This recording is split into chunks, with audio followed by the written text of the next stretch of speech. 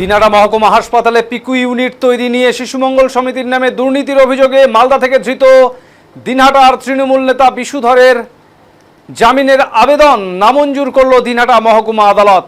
পুলিশি হেফাজতে থাকা বিশুধরকে শুক্রবার দিনহাটা আদালতে নিয়ে আসে দিনহাটা থানার পুলিশ। এদিন আরও 4 দিনের পুলিশি হেফাজতের আবেদন করা হয় আদালতের কাছে।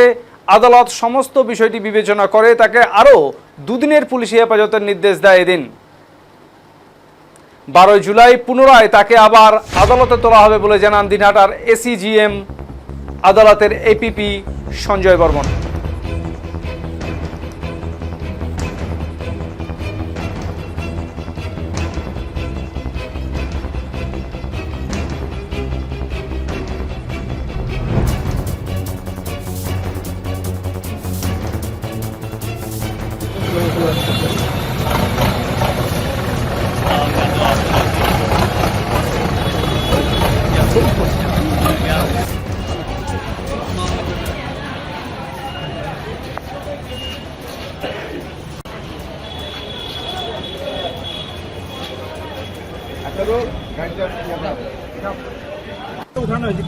বিশুধরকে পুলিশ রিমান্ড থেকে আজকে নিয়ে আসা হয়েছে, আবার কোর্টে তোলা হয়েছে।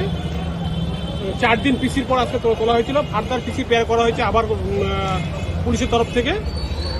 আমরা সেই পিসির পেয়ার সম্পর্কে বললাম যে যুক্তি দিলাম যে তার কাছে আরও রিকভারি করার ব্যাপার আছে এবং সেই মর্মে কোর্ট আরও বিবেচনা করে আরও 2 দিন পিসি এলাও করলেন। আগামী 12ই জুলাই আবার তাকে করে তোলা হবে।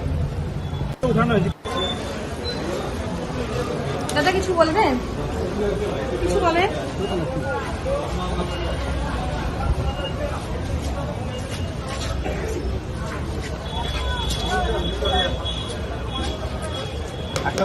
গাড়িটা